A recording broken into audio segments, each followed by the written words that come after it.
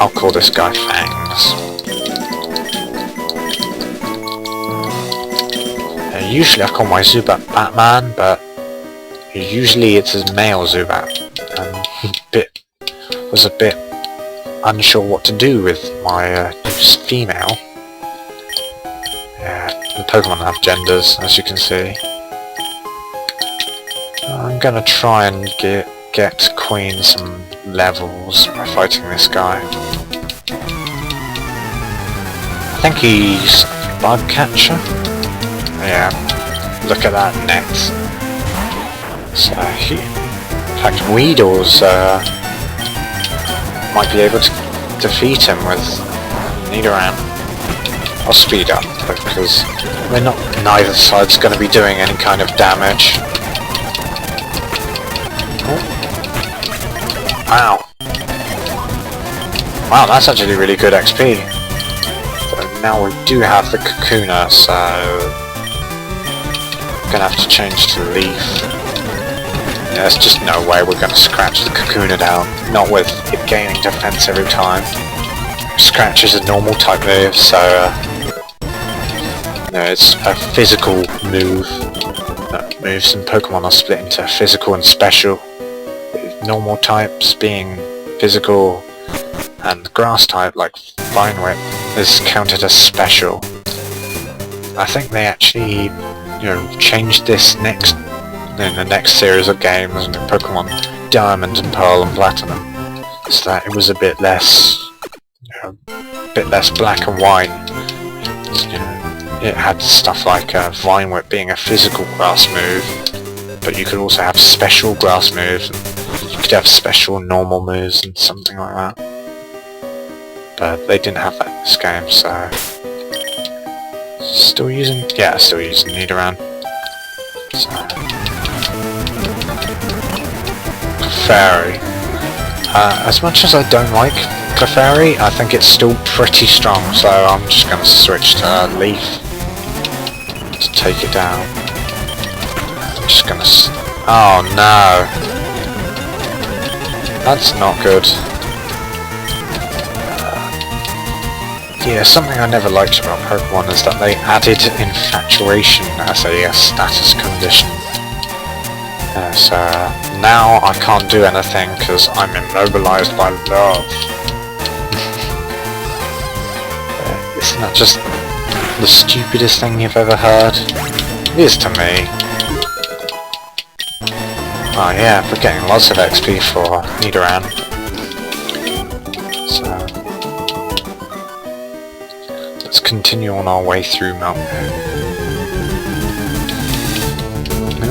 Geodude. Unfortunately, I don't think we can take that down with Queen, but I certainly will take it down with Leaf for some free XP. Let's speed it up, really. I don't really want stuff like a Geodude in my party. I've never really been a fan of rock types.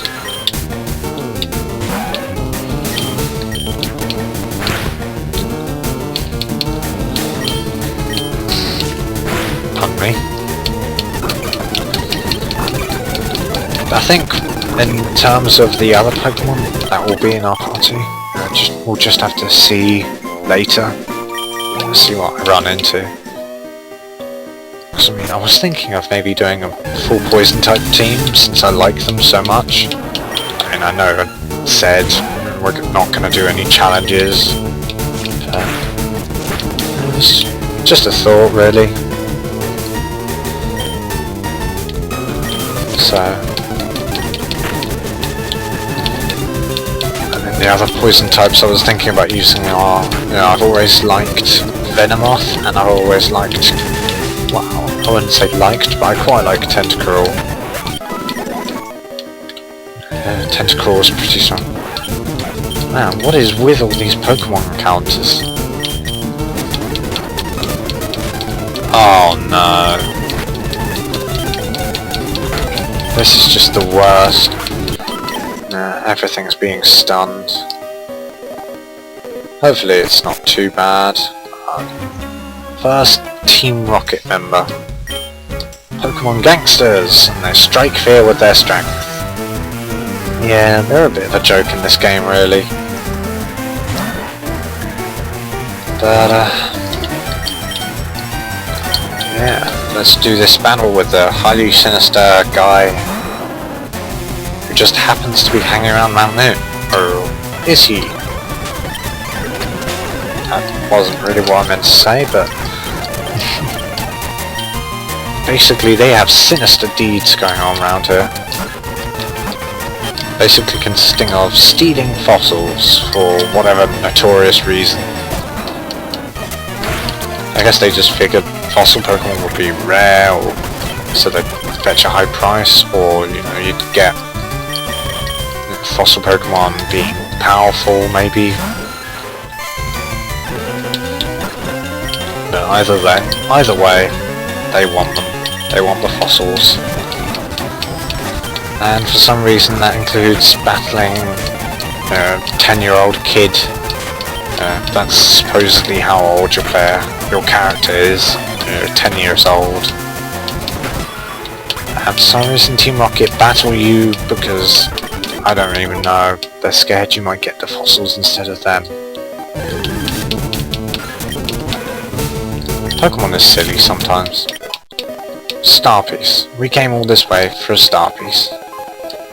I think I'll actually go back to the Pokemon Center, so I'll check you back with you then. And we're back. Yeah, I went and healed up my Pokemon. So yeah, first of potentially many jump cuts that I have in my video. I think that's what you'd call those. Or maybe just cuts. You know, either way, you know, I'm just gonna cut out bits of the video that you probably don't want to see. Super Nerd. Ah, I forgot about this guy. Yeah, he has Magnemites, which are steel types, which means that nothing I have is very effective. You know, steel types resist a lot of types. Thankfully that guy went down without too much issue. Thankfully Voltorb is not a steel type, so we don't have half as much trouble. So he is using Screech, which is quite annoying. Double Kick! That would be useful. Double Kick being fighting type is actually effective against steel for I don't know what reason. It's also good against rock types. You know. I never really understood the logic behind that. You know, you've got Scratches and full body Daggles being normal types, so they don't do much against steel, rock. But when you start punching rock and steel, suddenly it's super effective. But yeah, we already said, you know, I already said Pokemon isn't most logical. I remembered... oh gosh, can't escape. Yeah, I remembered that there was an item up here, which is why I skipped over that trainer. But now we're going to go back and beat him. If we stop getting attacked by Zubats. Yeah, I wish I had repels right now. They would be really useful. But, no, I don't think we can buy them this early. We can't buy repels until quite late in the game. Which I always thought was rather unfair.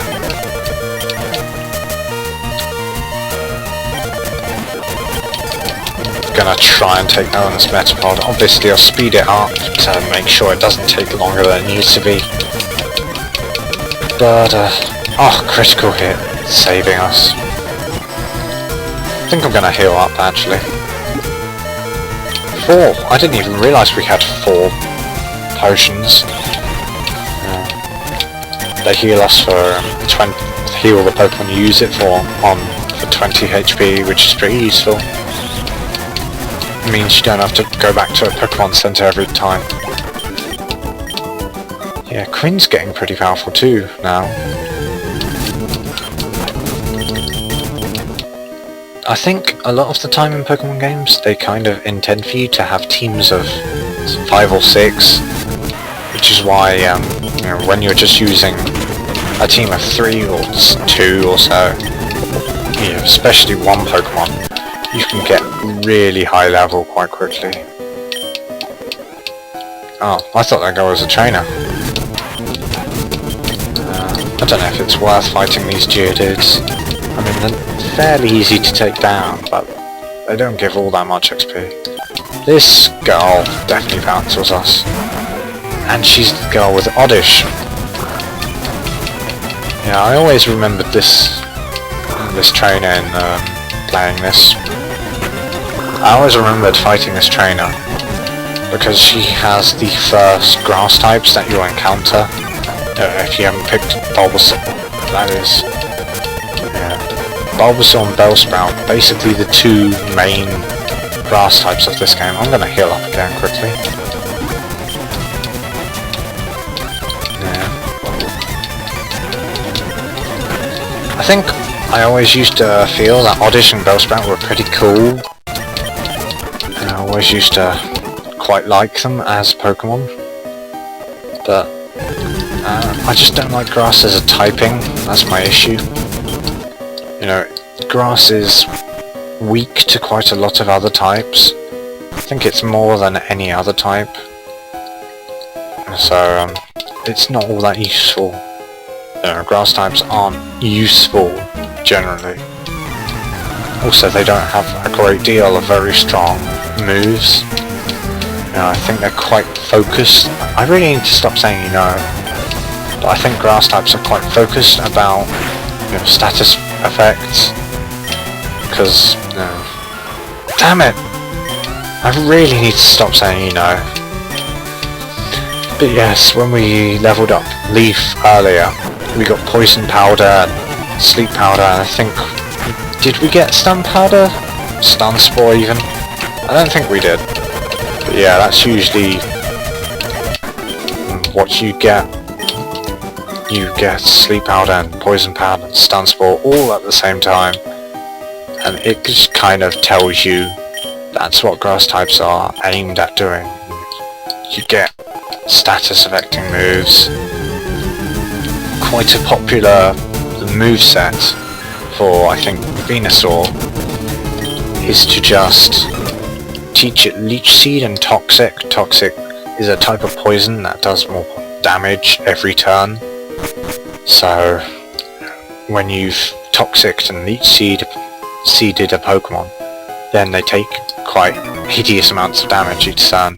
And because Venusaur has quite high HP and defense stats, it can quite easily survive against, you know, even quite powerful Pokemon. So that's why it's popular. You just let them slowly die while you heal yourself and just out-tank their attacks.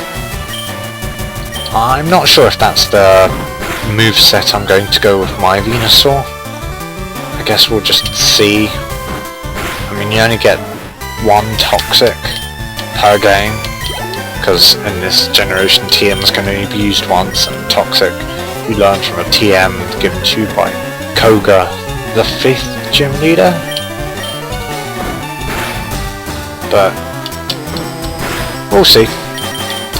I've already got Leech Seed, so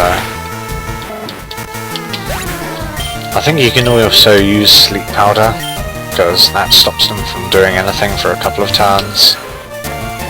Oh, I forgot to change back to Zubat. Yeah, getting quite distracted with all this commentating. But what we can do here is run into a wild Zubat, apparently. No, I don't want that. Talk to the hiker. And he has Geodudes, so just switch into Leaf, take him down quickly. That gives us plenty of XP for Fangs. Oh, Razor Leaf we're learning. So that has 55% damage. Flying Whip I'm not too fond of, but simply because it's fairly low damage wise, but also it only has 10 PP, that's only 10 times you can use Spine Whip. Whereas I think Razor Leaf is a lot more, 25 PP or something. so you can use it 25 times instead of just 10, which is a lot more useful against a lot of trainers. Most of the time the really low PP moves, like there's Hyper Beam or Solar Beam, which just have 5 or 10 PP or so, and they do a lot of damage, but you can't use them against a lot of different trainers because you just don't have the PP. But they're really good when you're just playing against other actual players, other people, because you can only have a team of 6 in that kind of situation. But yeah, it's just swings and roundabouts with each move really. Still doing the thing. That Onyx thinks he's going to do a lot of damage with his next attack, but we're faster and we're going to one-hit him. So, bye bye Onyx. Nice knowing you. Fang's not leveling up quite as fast as I'd like, but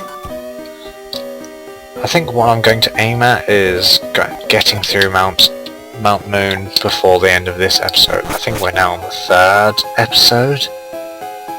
So,